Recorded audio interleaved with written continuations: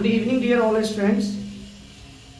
आज 15 तारीख है और जैसा कि मैंने आप लोगों को कहा था कि 15 तारीख से ऑनलाइन क्लास स्टार्ट हो जाएगा, मगर कुछ नेट की प्रॉब्लम की वजह से ऑनलाइन क्लास चल नहीं पा रहा है। तो सारे बच्चों को मैं बता दूं कि यूट्यूब चैनल पर जो ग्लोबल कोचिंग सेंटर DVG है, उस पर जो आज की टॉपिक है मैं वो वीडियो छोड़ दूंगा, वो आप सब लोग नोट कर सकते हैं, समझ सकते हैं। तो आप लोगों का आज पहला दिन है और आज का जो सब्जेक्ट है वो हिस्ट्री है, यानी इतिहास है, जो कि आप लोग बोर्ड पर देख रहे होंगे। तो हमने एक टॉपिक लेकर आया था, अभी मैंने लिखा हूँ बट नेट के कारण आप लोगों को नहीं दिख पाए, बट यहाँ साफ साफ लिखी हुई है। हमारा सब्जेक्ट इतिहास है और हमने जो टॉपिक है यानी हमारा जो क्वेश्चन है वो है NSS के उद्देश्य का क्या है, यानी उद्देश्य क्या है, उसके बारे में महत्व समझाने की कोशिश कर रहा है। देखिए, राष्ट्रीय सेवा योजना जो होता है, यानी जिस देश में जो रहते हैं और उस देश के हित में कोई योजना चलाई जाती है, उनको राष्ट्रीय योजना कहा जाता है।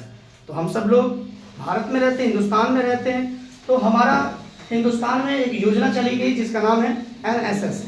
तो राष्ट्रीय सेवा योजना NSS का प्रमुख उद्देश्य युवाओं के बीच सामाजिक और उत्तरदायित्व की भावना विकसित करना है।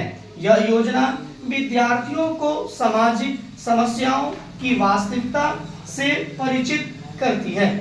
इसके अंतर्गत छात्रों को ग्रामीण और शहरी क्षेत्रों में कार्य करने का अवसर मिलता है।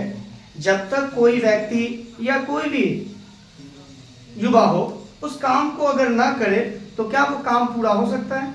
कभी नहीं हो सकता है। वो छोटा काम हो या बड़ा काम हो, आपको काम करना पड़ता है, तब जाके वो काम होता है।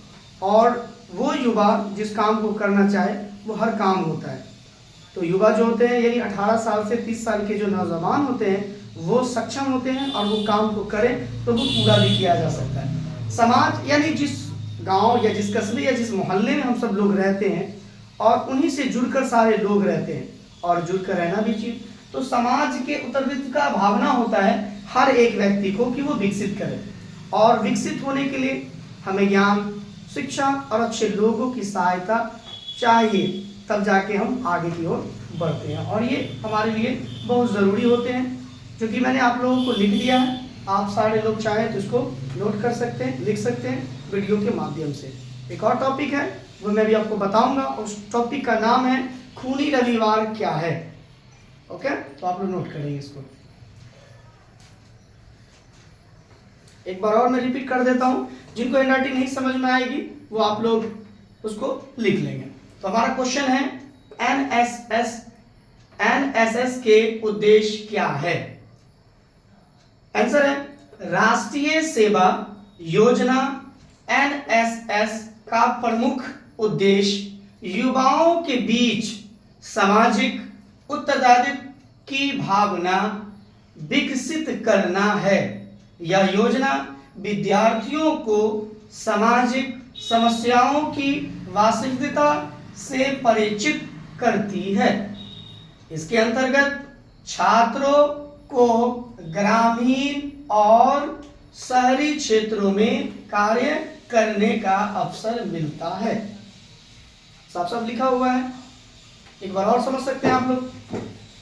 राष्ट्रीय सेवा योजना NSS का प्रमुख उद्देश्य युवाओं के बीच सामाजिक उत्तरदायित्व की भावना विकसित करना है। यह योजना विद्यार्थियों को सामाजिक समस्याओं की वास्तविकता से परिचित करती है। इसके अंतर्गत छात्रों को ग्रामीण और शहरी क्षेत्रों में कार्य करने का अवसर मिलता है।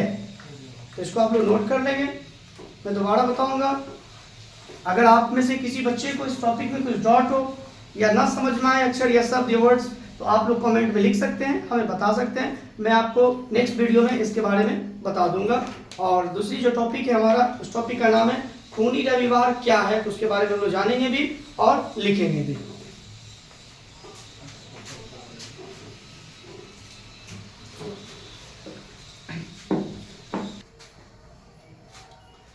बच्चों हमारा जो दूसरा टॉपिक है उस टॉपिक का नाम है खूनी रविवार क्या है।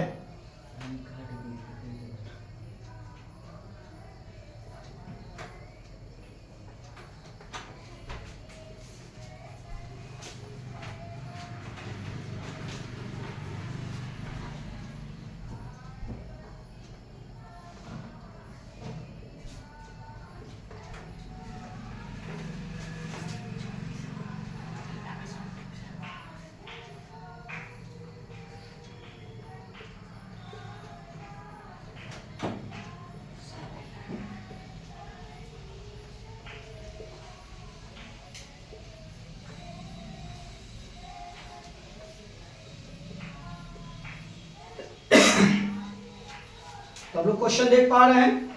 हमारा जो क्वेश्चन है वो है खूनी रविवार क्या है। तो हम लिख रहे हैं, आप लोग नोट कर सकते हैं, समझ सकते हैं। इसके बाद मैं आपको समझा दूंगा। 1904 और 5 के रूस जापान युद्ध में रूस के पराजय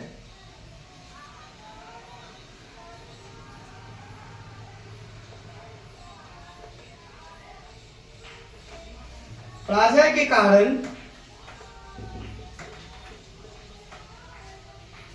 कारण रूस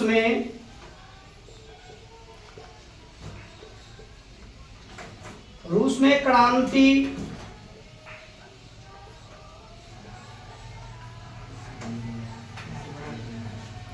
क्रांति हो गई।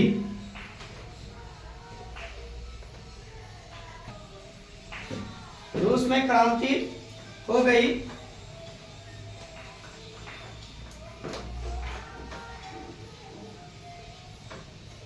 9 जनवरी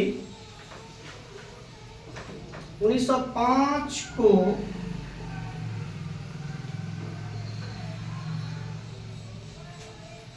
लोगों का समूह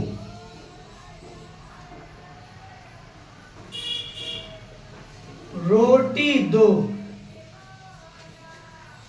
के नारे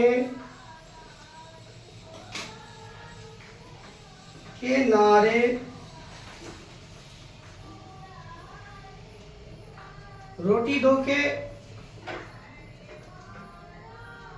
नारों के साथ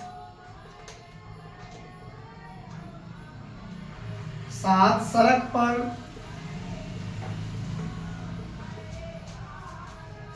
पर प्रदर्शन करते हुए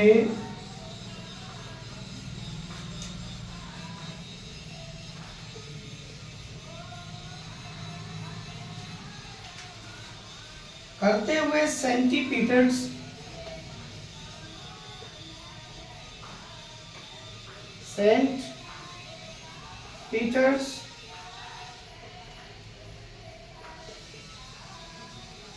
बर्ग स्थित महल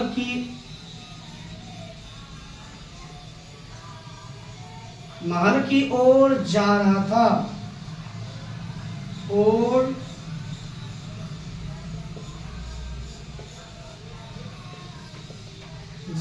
था परंतु जार की सेना ने इस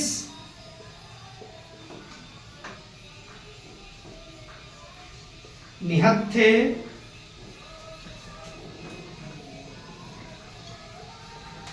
लोगों पर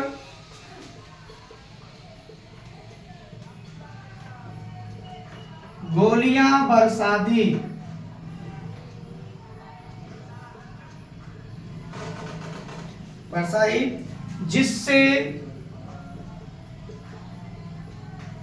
जिससे हजारों लोग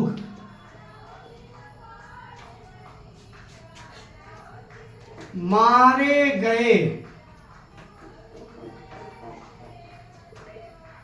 मारे गए 22 जनवरी को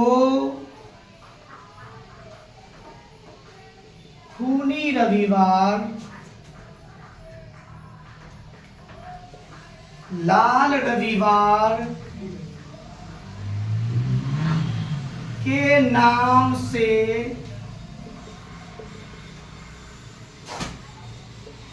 जाना जाता है। बच्चों, ये इतिहास का बहुत इंपॉर्टेंट टॉपिक है, इसे समझेंगे और नोट करेंगे क्योंकि हर साल एग्जाम में आता है और इसे समझने की कोशिश करेंगे और ये जानकारी के लिए बहुत बेहतर है, बहुत अच्छी चीज़ है। तो हमारा क्वेश्चन क्या है, खूनी रविवार क्या है? ये अक्सर एग्जाम में आता है। ये 2022 में भी आया था, 23 में भी आया था और 24 में भी आया था और हम लोग 26 में एग्जाम देंगे। तो इसको नोट करें और समझने की कोशिश करें। हमारा क्वेश्चन क्या है, खूनी रविवार क्या है? बहुत आराम से समझेंगे और लिखेंगे भी। अगर किसी को ना समझ में आए तो वो लिख सकता है आराम से। 1904 और 5 के रूस जापान युद्ध में रूस के पराजय के कारण रूस में क्रांति हो गई। 9 जनवरी 1905 को लोगों का समूह, यानी जो लोग जो थे, जितने भी लोग थे सब इकट्ठा हो गए क्योंकि उस वक्त जो रूसी थे, जो क्रांतिकारी थे, बहुत ही तकलीफ के दौरान समूह यानी इकट्ठा हो गए, एक साथ हो गए और रोटी दो के नारों के साथ सड़क पर, किसी इंसान के साथ तकलीफ होगी तो वो नारा देगा और अपनी तकलीफ का प्रदर्शन करता है। तो सड़क पर प्रदर्शन करते हुए सेंट पीटर्सबर्ग स्थित महल की ओर, यानी उस वक्त की जो रूसी सरकार के द्वारा युद्ध के दौरान उसकी जो कारण किया गया था वो इसका अधिकार था और उसके महल की ओर सारे लोग चले गए और महल की ओर जा रहा था, परंतु वो जा रहे थे अपनी मांग को पूरा करने के लिए कि मेरी मांग को पूरी की जाए, परंतु जार की सेना, यानी जो उस वक्त के सेनापति के जो भी सेनापति थे या जो सेना थे, उसके जो अधिकार थे, जो मंत्री वगैरह थे, जार की सेना ने इस निहत्थे यानी जितने भी लोग थे ने इस निहत्थे लोगों पर गोलियां बरसाई जिससे हजारों लोग मारे गए। 22 जनवरी को खूनी रविवार और लाल रविवार के नाम से भी जाना जाता है। ये बहुत ही ज्यादा तकलीफ भरा वो वक्त था, वो दिन था। उस वक्त के दौर में जो आज हम सब लोग सुनते हैं कि खूनी रविवार किसे कहते हैं, खूनी रविवार क्या है, तो आप लोगों को जानकारी भी होनी चाहिए और समझ में अभी आ गई होगी और आप लोग लिख भी लें, नोट भी कर लें ताकि याद करने में आसानी हो, कोई तकलीफ नहीं हो सके। फिर कल हम आपको नेक्स्ट वीडियो लेकर आएंगे, बट कल संडे है तो कल आप लोगों के बीच में वीडियो लेकर नहीं आऊँगा किसी भी टॉपिक पर। मंडे यानी सोमवार को हिस्ट्री का ही एक टॉपिक है जो कुछ बची हुई है, मैं इसको पूरा करूँगा आप लोगों के बीच। वो जो टॉपिक होगा वो आप लोगों को पता चल जाएगी, समझ में आ जाएगी। फिलहाल इसको आप लोग लिख लेंगे, याद कर लेंगे ताकि आप लोगों को एग्जाम में कोई दिक्कत परेशानी नहीं हुई। Okay, thank you.